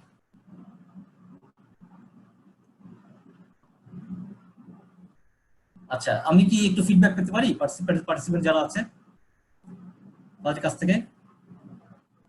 কি মনে হয় আপনাদের, কার কাছে কি মনে হয় যে কোনটা এই পার্টিকুলার কোশ্চেনের কারেক্ট আনসার হতে পারে?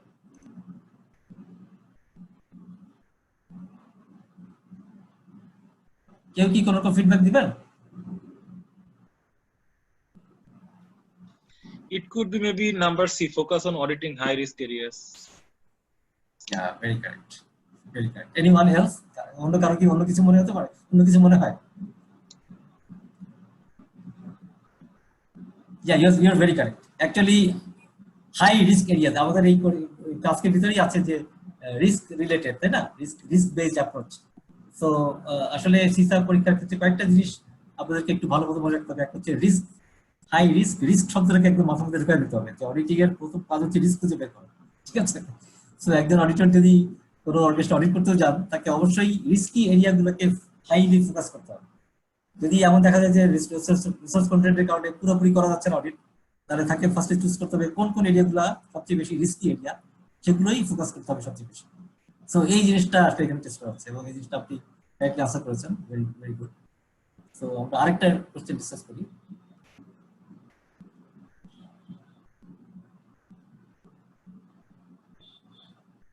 This is related with software licensing. একজন অডিটর অডিট করতে গেলেন, তার কাছে মনে হলো যে মনে হয় কিছু সফটওয়্যার অর্গানাইজেশনটা ইউজ করে যেগুলো লাইসেন্সড না, এক্ষেত্রে অডিটরের কি করণীয়?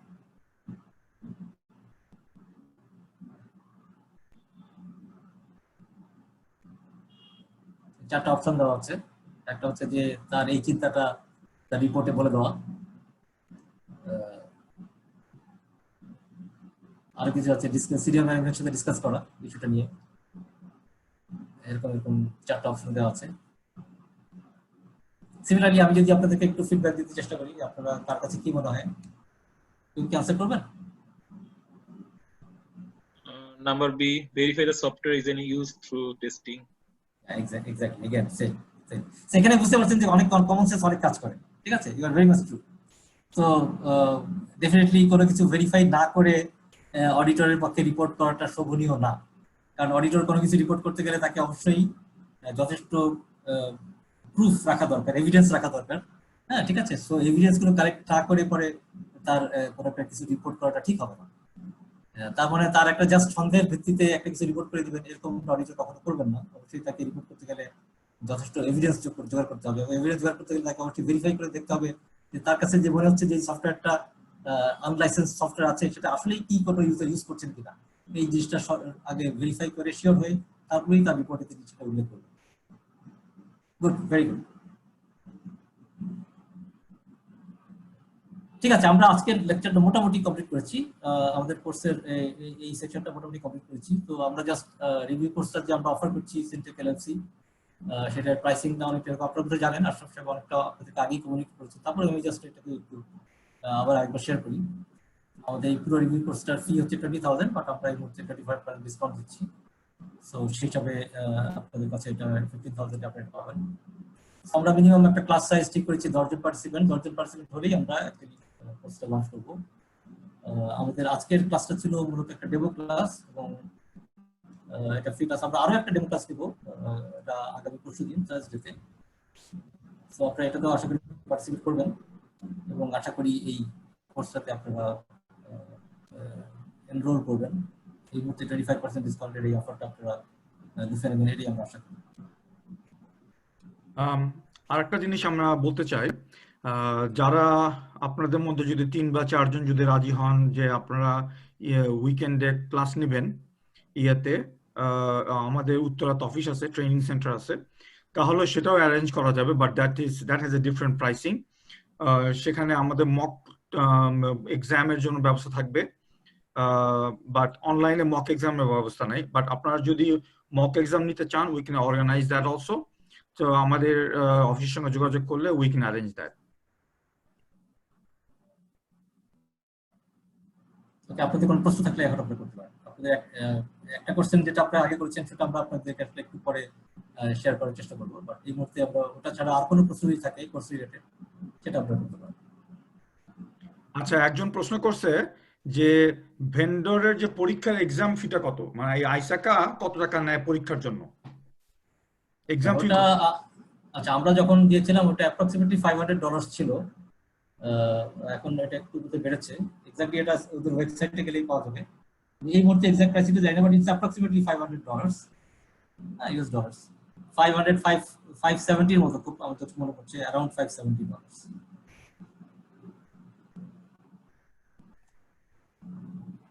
একটু এদিক ওদিক হতে পারে, আমার এক্সাক্ট জিনিসটা খেয়াল নেই, বাট ওয়েবসাইটে গেলে কারেন্ট ফিগারটা পাওয়া যাবে। আচ্ছা, আমরা মিস্টার সুমন জানতে চাইছেন, মিস্টার সুমনের ইমেল অ্যাড্রেস আছে না? আমরা এই ইনফরমেশনটা বের করে ওনাকে পাঠিয়ে দেবো না, ওকে? Take a note down that Mr. Shuman wanted to know what is the exam fee. Okay. Okay. Any other questions?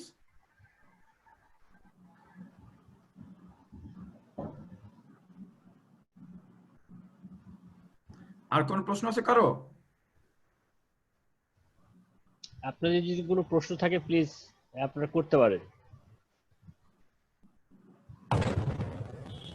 আচ্ছা, এটা এক্সাম সেন্টার কি উত্তরাতেই হবে? মানে do you have any exam centre? Online কোর্সের জন্য আমরা যেটা করতে পারি, আমরা আসলে মক না, টেস্টটাকে না। এক্সাম না, সেন্টার আইসাকা আমি না, আইসাকা বাংলাদেশে এক্সাম সেন্টার আছে? না না, আপনি কি আইসাকের এক্সামের কথা বলছেন নাকি মক জি টেস্টের জি কথা জি বলছেন? জি, ইসাকের এক্সাম কত হচ্ছে? আচ্ছা আচ্ছা, আইসাকের ওয়ার্ল্ড ওয়াইড অনেক এক্সাম সেন্টার আছে, ঠিক আছে? ওয়ার্ল্ড ওয়াইড বাংলাদেশে অনেকগুলো এক্সাম সেন্টার আছে তাদের। সো আপনি যখন এক্সামের জন্য এক্সাম ফি যখন দিবেন, এবং ওয়েবসাইটে ওই এক্সাম সেন্টারগুলো আছে বাংলাদেশের বেশ কয়েকটা জায়গায়, ঢাকাতে বেশ কয়েকটা জায়গায় এক্সাম সেন্টার আছে। একটা আছে আমি যতটুকু জানি কলাবাগানের কাছে, এই এলাকায় যারা থাকেন তারা এখানে এক্সাম পরীক্ষা দেওয়ার ব্যবস্থা আছে। সো কয়েকটা এক্সাম সেন্টার আছে, ওয়ার্ল্ড ওয়াইড অনেকগুলো এক্সাম সেন্টার আছে। সো এক্সাম সেন্টার লিস্টগুলো ওয়েবসাইটে দেওয়া আছে। তো আপনি যখন এক্সাম ফি দিবেন, আপনার সাথে কমিউনিকেট করবে, তখন আপনি চুজ করতে হবে যে আপনি কোন এক্সাম সেন্টারে এক্সামটা দিতে, আপনার অপশনটা মানে তারা চয়েস করে দিতে পারে যে আমি এই এক্সাম সেন্টারে দিতে চাই। তারা তখন আপনাকে সেই এক্সাম সেন্টারের জন্যই এনরোল করবে পরীক্ষা দেওয়ার জন্য। এই ইনফরমেশনগুলো আমরা কালেক্ট করে টাইম পিরিয়ড আছে?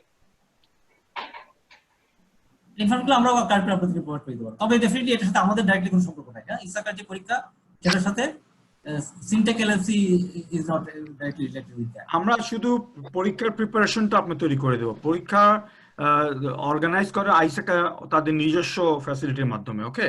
সেটা আমরা যখন আপনাদের ট্রেনিং নিবেন তখন আমরা সেই ইনফরমেশন গুলো প্রোভাইড করব, কোথায় কখন কিভাবে এনরোল করতে হয় এই গাইডলাইন্স আমরা দিয়ে দেবো। আচ্ছা, এখানে কি কোনো টাইমলাইন আছে যে ইসাকার যে এতদিনের মধ্যে বছরে এই কয়েকটা সময় দিয়ে এক্সাম হয়, কোন নির্দিষ্ট কোনো টাইমলাইন? আগে এক টাইমলাইন ছিল, আগে বছরে দুবার পরীক্ষা হতো, কিন্তু এখন আমি যেটা দেখেছি ওরা এটাকে আরো ফ্রিকোয়েন্সিটা বাড়িয়ে দিয়েছে। এখন প্রতি মাসেই পরীক্ষা দেওয়া যায়, প্রতি মাসে আমি যতটুকু আমি ইনফরমেশন পেয়েছি লেটেস্ট, সেটা হচ্ছে প্রতি মাসে দুবার করে পরীক্ষা দেওয়া যায়। এখন হয়তো ওটা আরো বাড়তে পারে, প্রতি উইকলিও করতে পারে, I am not sure, but এটা ফ্রিকোয়েন্সিটাকে ওরা অনেক বাড়িয়েছে। তো পরীক্ষা দেওয়াটা এখন কোনো ব্যাপার না, আপনাদের জাস্ট প্রিপারেশন নিতে হবে, কোর্স ফিটা দিতে হবে, আর পরীক্ষার হলে অ্যাটেন্ড করতে হবে, দ্যাটস ইট। এখন অনেক ইজি করে ফেলেছে ওরা প্রসেসটা। Okay, thank you. I think, can you, by the way, Mahusha, can they take the exam part by part? না, পার্ট বাই পার্ট সিসা এক্সামটা পার্ট বাই পার্ট নেওয়া যায় না। এটা আচ্ছা, ওই চারটা পার্টি একসঙ্গে দিতে হবে। একসঙ্গে দিতে হবে। বা যদি মনে করেন দুইটা পার্ট পাস করে গেল আর দুইটা পার্ট তিনটা পার্ট হলো না, সেটাকে আবার পাঁচটা পার্টি একসঙ্গে? না, পাঁচটা পার্টি দিতে হবে।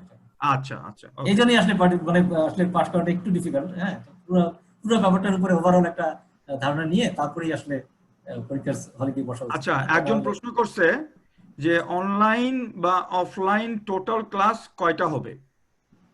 আচ্ছা, আমরা ওই যে বললাম আপনাকে মোটামুটি 4-5টা ডোমেইনে ভাগ করেছি, এবং এক একটা ডোমেইনের উপর 4টা করে সেশন আমরা রেখেছি। তো টোটাল 20টা সেশন আমরা নিব, অনলাইন সেশন। তো প্রত্যেকটা সেশনে আপনার কভার করবে একটা বা দুটো টাস্ক কভার করবে প্রত্যেকটা ডোমেইন থেকে।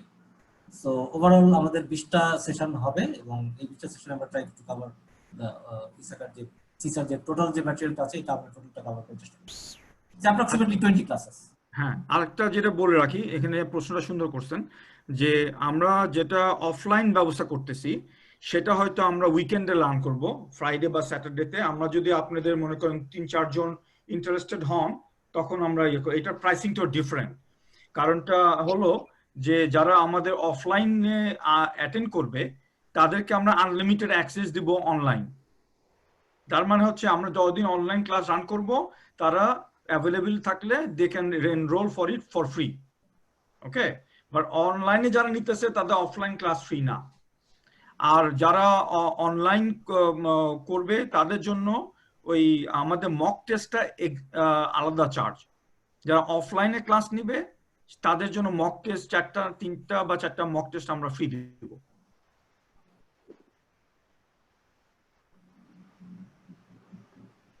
Any other question? আচ্ছা, মাশরাফ সাহেব অফলাইনে ফিটা কত জানি বলে দেন তো। হ্যাঁ সুমন সাহেব, আমি আপনাকে জানিয়ে দেবো আমার ফিটা। হ্যাঁ, vendor exam fee and mock test টোটালটা আমি আপনাকে মেল করে দিব। এটা সবাইকে ইমেল করে দিন, বুঝছেন? হ্যাঁ হ্যাঁ ঠিক আছে।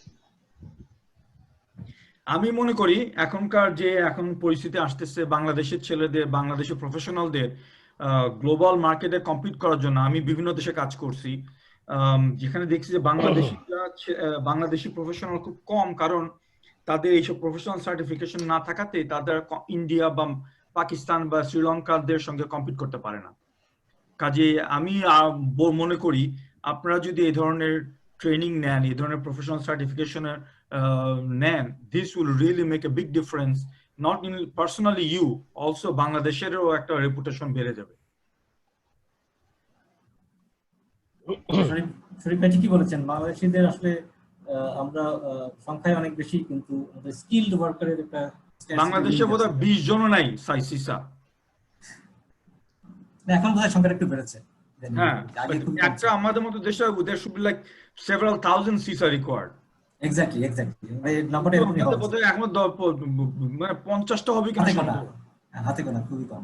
হ্যাঁ, so I urge you that যারা আছেন তারা যদি লেগে থাকেন, মনে রাখবেন এই ধরনের পরীক্ষা ইজ নট ইম্পসিবল। একটু চেষ্টা করলে, একটু লেগে থাকলে আপনি পাস করে যাবেন। একবারে পরীক্ষা দেওয়াতে পাস করবেন না। আমার মতো নন আইটি লোক প্রথম পরীক্ষা দিয়ে 3টা পার্ট পাস করে গেছিলাম। Okay, so it is not impossible. তবে এটাতে আপনার এই প্রিপারেশনটা মানে ওভাবেই নিতে হবে, সিরিয়াসলি জিনিসটা নিতে হবে। ভালো প্রশ্ন করছেন একজন, উনি বলছেন পাস করব কিভাবে। পাস করার জন্য একটা হচ্ছে আপনি থিওরিটিক্যাল ক্লাসগুলো নিতে হবে। আমরা যেটা করতেছি, যারা অনলাইন ক্লাসে সাইন করবে, আমাদের যে ক্লাসের ম্যাটেরিয়ালগুলো এগুলো তাদেরকে প্রোভাইড করা হবে, প্লাস আমাদের ক্লাসগুলো রেকর্ড করে সেটাও আমরা আমাদের ইউটিউব চ্যানেলে দিয়ে দিব। কাজে তারা যদি কোনো ক্লাস মিস করে সেটা আবার শুনতে পারবে। প্লাস আমাদের যে মক টেস্টগুলো আছে সেটা সবচেয়ে ইম্পর্টেন্ট, সেখানে basically will simulate the actual exam. So ওইরকম মক টেস্ট কয়েকটা নিলে ওখান থেকে যখন দেখবেন যে আপনারা 70-80% স্কোর করতেছেন, more or less you are ready for the exam. আমার মনে হয় যে এই টুলসগুলো আমরা যেগুলো প্রোভাইড করছি এটা অনেকটাই হেল্প করবে আপনাদেরকে এক্সামে অ্যাকচুয়ালি পাস করার জন্য।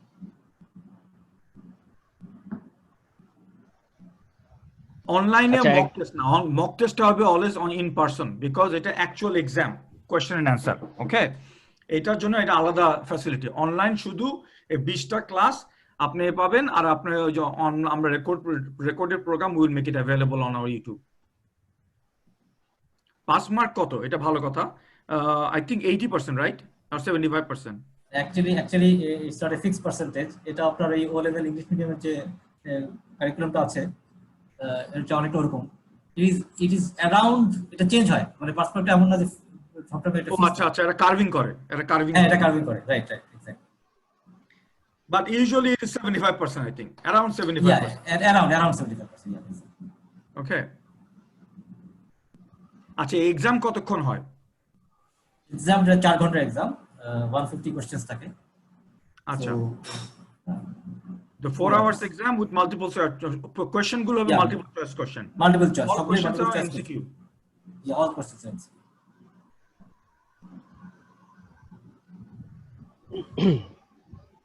আর আপনারা, আমি মনে করি যারা আপনারা আছেন নতুন প্রফেশনাল ঢুকবেন, this will be really good. As I said, যারা আমাদের পুরো প্রোগ্রাম অ্যাটেন্ড করবে তাদেরকে আমরা কমপ্লিশন সার্টিফিকেট দিব যে আপনারা you have attended our CISA review exam, and this will qualify as a CPD also, continuing professional development. এবং তার সঙ্গে যখন CISA আমরা আশা করব ইনশাআল্লাহ আপনারা সবাই CISA পাস করে যাবেন, এবং সেটাই আমাদের টার্গেট, যে আপনাদেরকে হেল্প করা, CISA পাস করা। বাট আমরা হেল্প করতে পারি, আপনাদেরকে এফোর্টটা নিতে হবে। এক্স্যাক্টলি, মানে পরীক্ষাটা আপনাদেরকে ফেস করতে হবে, সো প্রিপারেশনটা আপনাদেরকে আলটিমেটলি দিতে হবে এবং পরীক্ষাটা আপনাদেরকে ফেস করতে হবে। সো আচ্ছা, আমরা জাস্ট ফ্যাসিলিটেট করব। কতক্ষণের এক্সাম? আচ্ছা, এক্সাম হচ্ছে 4 ঘন্টা। 4 ঘন্টা, রাইট। বেশ রিস্কি বিজনেস, পাস না করলে 45,000 টাকা শেষ, সেটা আপনার উপরে। এই রিস্কটা আপনার। ওকে, নোবডি ক্যান গ্যারান্টি ইউ 15,000 টাকা হইতেছে আমাদের অনলাইন 5টা পার্টের ইনক্লুডেড, আর 45,000 টাকা কোথা থেকে পেলেন এটা? আচ্ছা, সেইটা আপনাদের রিস্ক। আপনারা যদি প্রিপারেশন না নেন, পড়াশোনা না করেন, এইটা পাস করতে পারবেন না।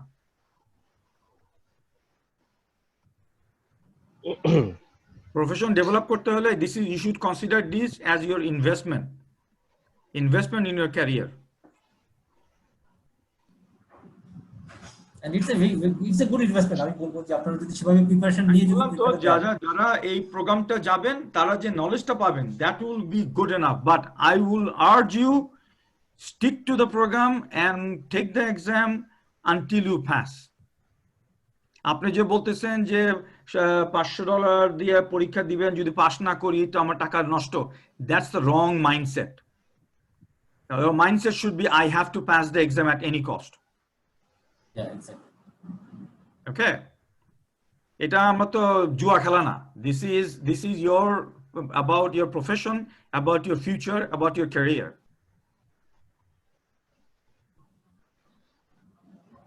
Any other question?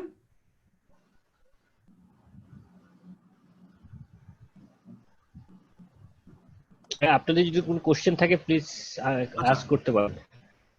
Okay, I think that's the question we have. Thank you very much. যারা সেকেন্ড ক্লাসটার জন্য সাইন আপ করবেন তারা প্লিজ মিস্টার আশরাফের সঙ্গে আমাদের অফিসে যোগাযোগ করবেন, and we hope to see you in the second class also. Second class will be also free, but after that those who want to continue for the remaining program, you have to subscribe to it as soon as possible. Okay, so we can give you the schedule and everything. যারা পুরোপুরি subscribe করবেন তারা প্রতিটা ক্লাসের আগে class material আমরা তাদেরকে পাঠিয়ে দিব ইমেল করে, এবং ক্লাসের টাইমে তারা আসবেন ডিসকাশন করার জন্য। ওকে, এবং যারা মক টেস্ট দিতে চান ক্লাস শেষ হওয়ার পরে, পুরো 20 সেশন শেষ হওয়ার পরে আমরা হয়তো প্রতি শুক্রবার দিন সন্ধ্যাবেলা এই মক টেস্টের জন্য আমরা 2 থেকে 3 ঘন্টা একটা সেশন রাখবো, যাতে সবাই পার্টিসিপেট করে প্র্যাকটিস টেস্ট করতে পারেন। ওকে, so okay then, thank you very much for your participation.